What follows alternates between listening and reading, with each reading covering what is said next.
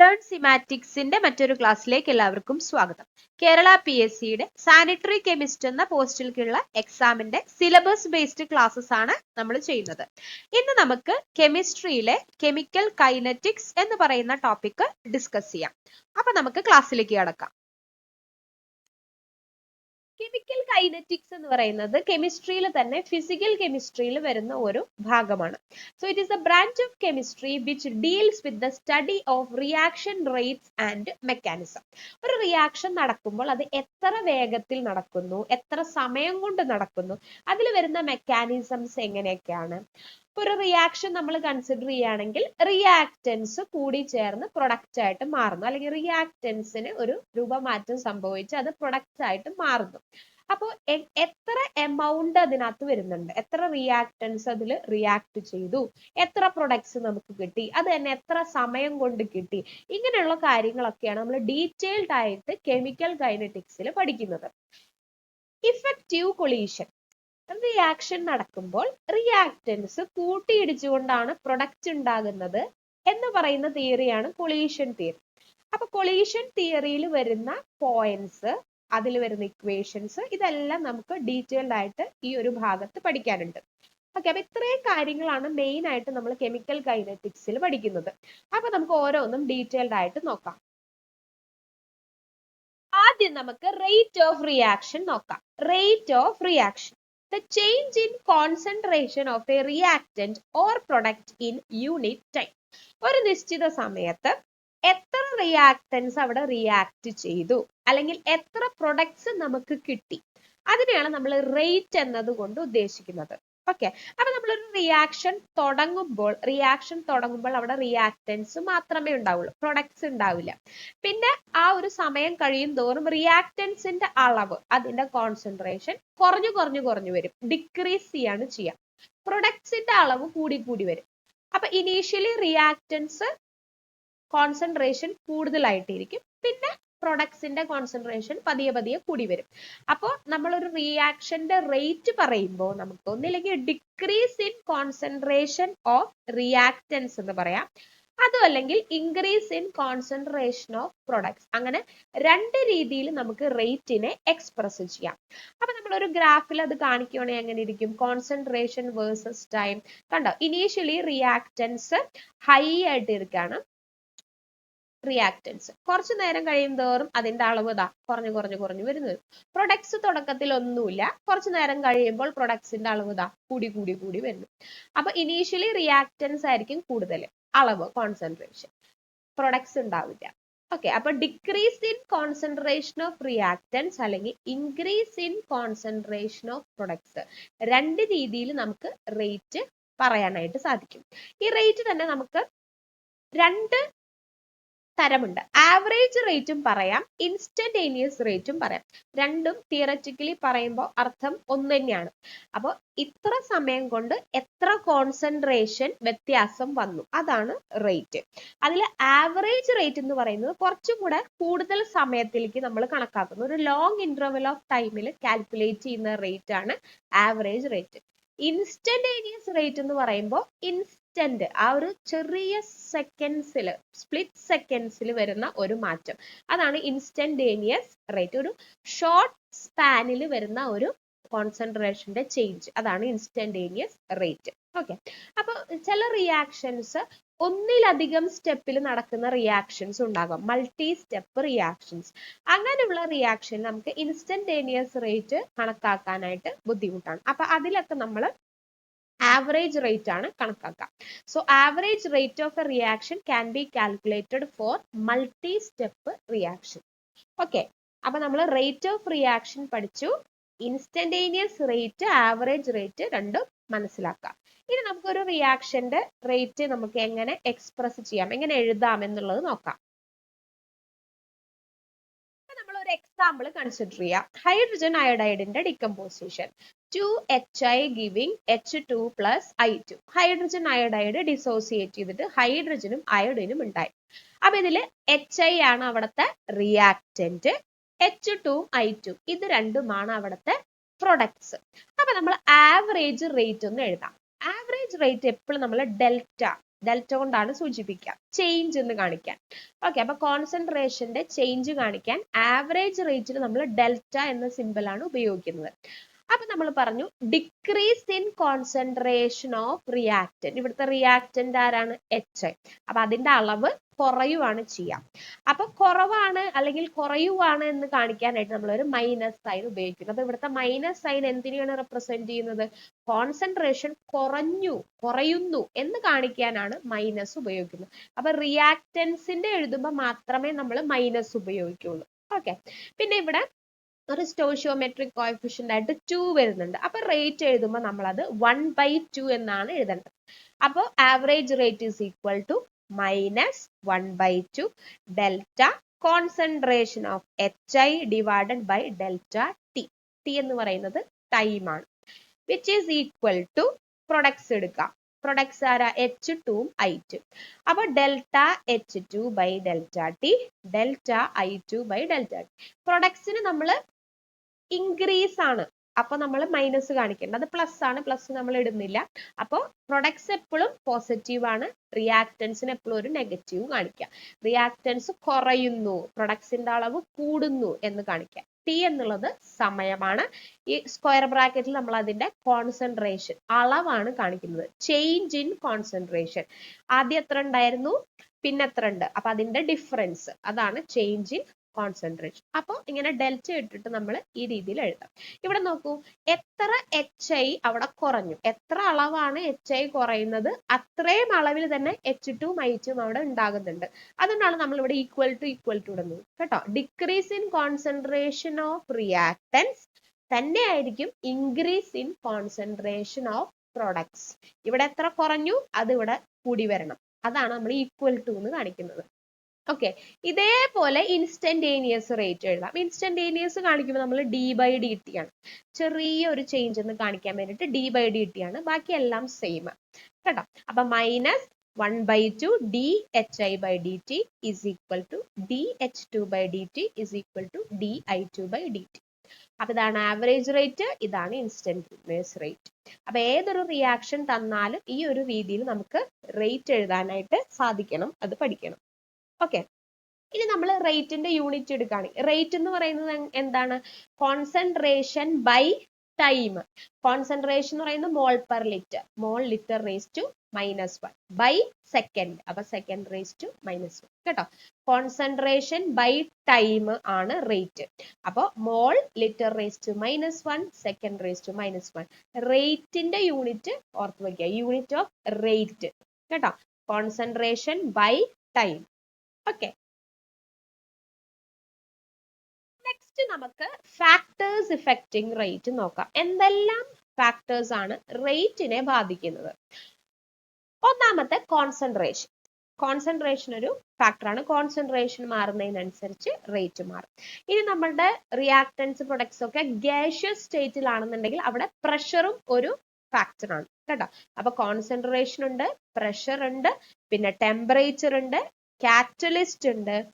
ഈ 4 ആദ്യത്തെ 4 മെയിൻ ആയിട്ടുള്ള ഫാക്ടേഴ്സ്, പ്രധാനപ്പെട്ട ഫാക്ടേഴ്സ് ആദ്യത്തെ 4. പിന്നെയും ഉള്ള ഫാക്ടേഴ്സ് ആണ് സോൾവെന്റ്. ചില സോൾവെന്റിന്റെ പ്രസൻസ് ഉണ്ടെങ്കിൽ ചില റിയാക്ഷൻസ് പെട്ടെന്ന് നടക്കും, അതാണ് solvent. Next, nature of reactants.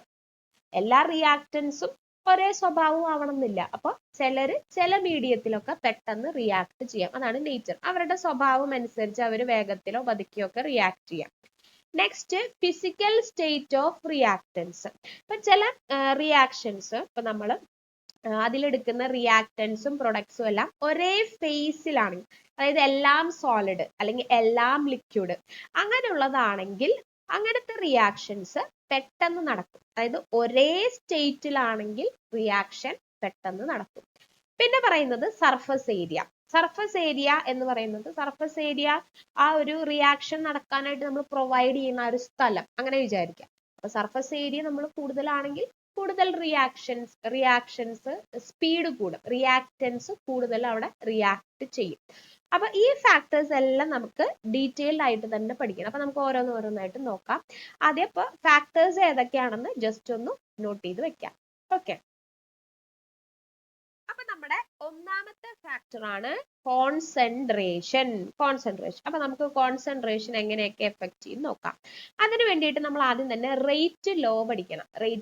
Rate ലോനെ തന്നെയാണ് നമ്മൾ റേറ്റ് ഇക്വേഷൻ അല്ലെങ്കിൽ റേറ്റ് എക്സ്പ്രഷൻ എന്നൊക്കെ പറയുന്നത്. Rate law. അപ്പൊ സാധാരണഗതിയിൽ നമുക്ക് ആലോചിച്ചാൽ തന്നെ അറിയാം, ഇപ്പൊ നമ്മുടെ റിയാക്ടൻസിന്റെ അളവ് കൂടിക്കഴിഞ്ഞാൽ അല്ലെങ്കിൽ റിയാക്ടൻസിന്റെ കോൺസെൻട്രേഷൻ കൂടിയാൽ റേറ്റും സ്വാഭാവികമായിട്ട് കൂടണം. അപ്പൊ നമ്മളൊരു റിയാക്ഷൻ, ജനറലി ഒരു റിയാക്ഷൻ നോക്കാണ്. A plus B giving C plus D. അപ്പൊ എ അളവിലുള്ള എ എന്ന് പറയുന്ന ആളും ബി എന്ന് പറയുന്ന ആളും റിയാക്ട് ചെയ്ത് ഇങ്ങനെ പ്രൊഡക്ട്സ് ഉണ്ടായി എന്ന് വിചാരിക്കുക. അപ്പൊ റേറ്റ് ഈസ് പ്രൊപ്പോർഷണൽ ടു എന്തിന് പ്രൊപ്പോർഷണൽ ആണ്? Concentration of A and concentration of B. റിയാക്ടൻസിന്റെ അളവിന് പ്രൊപ്പോർഷണൽ ആണ്. അപ്പൊ റേറ്റ് ഈസ് പ്രൊപ്പോർഷണൽ ടു റിയാക്ടൻസിന്റെ കോൺസെൻട്രേഷൻ. ഓക്കെ, ഈ കോൺസെൻട്രേഷൻ റേസ് ടു ഏതെങ്കിലും ഒരു XY, ഏതെങ്കിലും ഒരു number raise to some power. Okay, അപ്പൊ ഇവിടുത്തെ XY എന്നുള്ളത് ഇവിടെ AB, അതായത് നമ്മളൊരു ബാലൻസ്ഡ് ഇക്വേഷൻ എഴുതുമ്പോൾ അവിടെ വരുന്ന ആ സംഖ്യകൾ, നേരത്തെ നമ്മൾ 2HI എന്നൊക്കെ പറഞ്ഞില്ല, അപ്പൊ അതേപോലെ വരുന്ന ആ ഒരു സ്റ്റോഷിയോമെട്രിക് കോഎഫിഷ്യൻസ്. അപ്പൊ ഈ XY എന്ന് നമ്മൾ വെറുതെ എഴുതി. അപ്പൊ ഈ XY എന്നത് AB ആവാം, അല്ലെങ്കിൽ വേറെ ആവാം. അപ്പൊ it may or may not be equal to the stoichiometric coefficients. ഇനി നമ്മൾ ഈ പ്രൊപ്പോർഷണാലിറ്റി കളയാനായിട്ട് അവിടെ ഒരു കോൺസ്റ്റന്റ് എഴുതി. Rate is equal to K into AB. കണ്ടോ? അപ്പൊ ഇവിടെ വരുന്ന ആ കോൺസ്റ്റന്റിനെയാണ് നമ്മൾ എന്ത് വിളിക്കുന്നത്? റേറ്റ് കോൺസ്റ്റന്റ് എന്ന് വിളിക്കുന്നത്. Rate constant. അപ്പൊ നമ്മുടെ ഇക്വേഷൻ ഓർത്ത് വെക്കുന്നത് ജനറൽ ഇക്വേഷൻ ആണ് കേട്ടോ. Rate is equal to K into A raise to X and B raise to Y. അത് നോട്ട് ചെയ്ത് വെക്കാം ഇക്വേഷൻ. അപ്പൊ ഇവിടുത്തെ XY നമ്മൾ എന്താ പറഞ്ഞ? ഈ XY എന്നുള്ളത് AB യോട് തുല്യമാകാം. അപ്പൊ may or may not be equal to the stoichiometric coefficients. അപ്പൊ അതിന്റെ ഡെഫിനിഷൻ ലിസ്റ്റ് നമുക്ക് ജസ്റ്റ് ഒന്ന് വായിച്ചു നോക്കാം. Rate law is the expression in which reaction rate is given in terms of molar concentration of reactants with each term raised to some power. കണ്ടോ? XY ഏതെങ്കിലും ഒരു power which may or may not be same as the stoichiometric coefficients of the reacting species in a balanced chemical equation. അപ്പൊ നമ്മൾ balanced ആയിട്ടുള്ള ഒരു ഇക്വേഷനിൽ വരുന്ന ഈ ഒരു നമ്പേഴ്സ്, അതിനെയാണ് ആ സ്റ്റോഷിയോമെട്രിക് കോഎഫിഷ്യൻസ് എന്ന് ഉദ്ദേശിക്കുന്നത് കേട്ടോ. അപ്പൊ ഈ XY എന്നത് ഇതാവാം, അല്ലാതിരിക്കാം. ഈ റേറ്റ് എന്ന് പറയുന്നത്, അതായത് ഈ റേറ്റ് ലോ നമ്മൾ ഡിറ്റർമിൻ ചെയ്യുന്നത് ഇതൊരു എക്സ്പെരിമെന്റൽ ആയിട്ടാണ് ഡിറ്റർമിൻ ചെയ്യുന്നത് കേട്ടോ. അപ്പൊ rate law is determined experimentally. ആ പോയിന്റ് ഒക്കെ ഒന്ന് നോട്ട് ചെയ്ത് വെക്കാം. ഓക്കെ, അപ്പൊ ഇതാണ് റേറ്റ് ലോ. റേറ്റ് എന്തിന് പ്രൊപ്പോർഷണൽ ആണ്? ഓർത്ത് വെക്കുക, അതാണ് നമ്മുടെ point. Rate is proportional to the concentration of reactants. Rate is proportional to the concentration of reactants. Reactants ന്റെ അളവ് കൂടുന്തോറും റേറ്റ്, സ്പീഡ് കൂടുന്നു. റേറ്റ് ലോ പഠിക്കാം.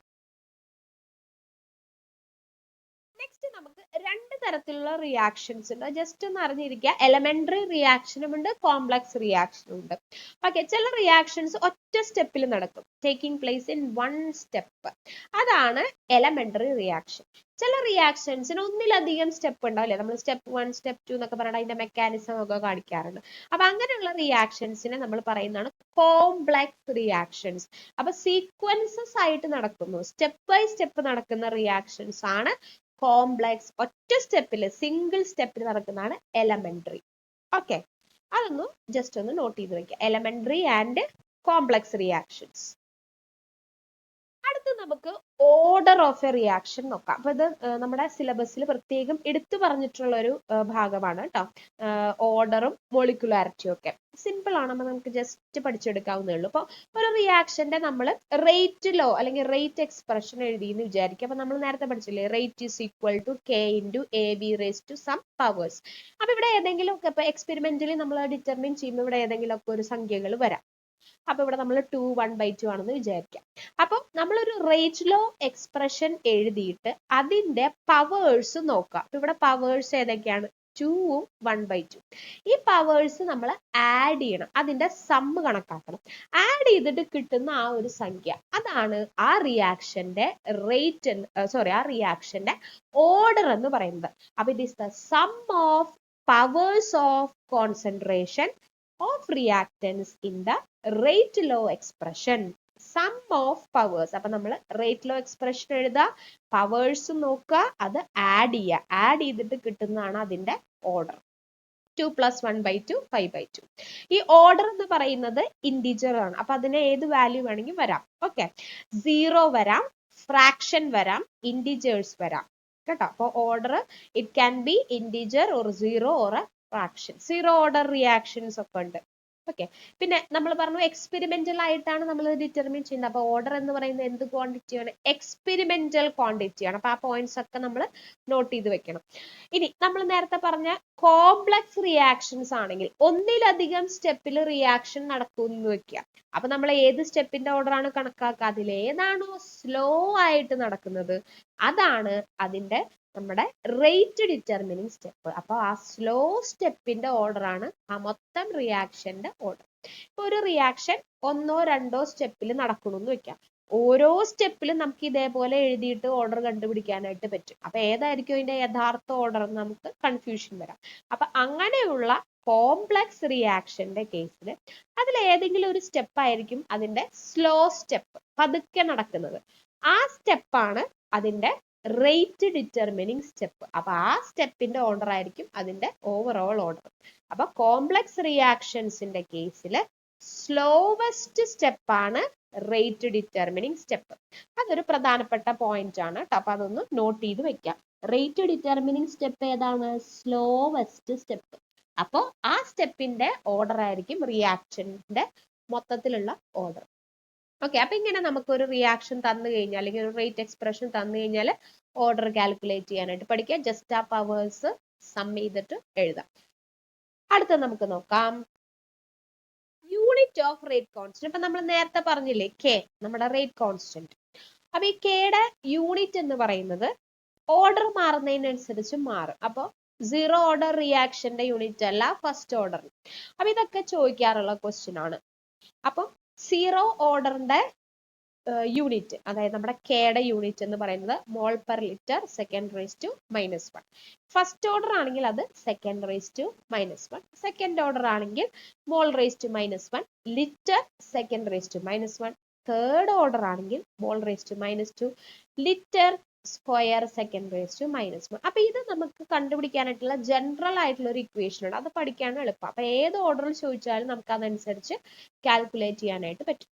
ഓക്കെ, അപ്പൊ നമുക്ക് മോൾ, ലിറ്റർ, സെക്കൻഡ് ഈ 3 ക്വാണ്ടിറ്റീസ് ആണ് നമ്മുടെ റേറ്റ് കോൺസ്റ്റന്റിൽ വരിക.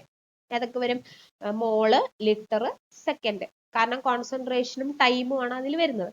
അപ്പൊ mole raise to 1 - n, litre raise to n-1, second എപ്പോഴും റേസ് ടു -1 ആണ്.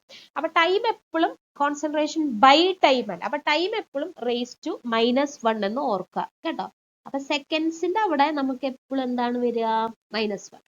അപ്പൊ ആദ്യം നമ്മൾ 1 - n, 1 അല്ലേ ആദ്യം, 1 2 3 എന്ന് എഴുതുമ്പോൾ 1 അല്ലേ ആദ്യം, അങ്ങനെ ആലോചിക്കുക. അപ്പൊ ആദ്യം നമ്മൾ മോൾ റേസ് ടു 1 - n, പിന്നെ ലിറ്റർ റേസ് ടു n-1, പിന്നെ സെക്കൻഡ് റേസ് ടു -1. അപ്പൊ നമുക്ക് ഫസ്റ്റത്തെ വെറുതെ ജസ്റ്റ് ഒന്ന് ചെയ്ത് നോക്കാം. 0, ഈ n എന്ന് പറയുന്നത് അവിടുത്തെ ഓർഡർ ആണ് കേട്ടോ, n. അപ്പൊ 0 ഓർഡർ എന്ന് പറയുമ്പോൾ n എന്ത് വരും? 0 വരും അല്ലെ. അപ്പൊ മോൾ റേസ് ടു 1 കണ്ടോ, മോള്.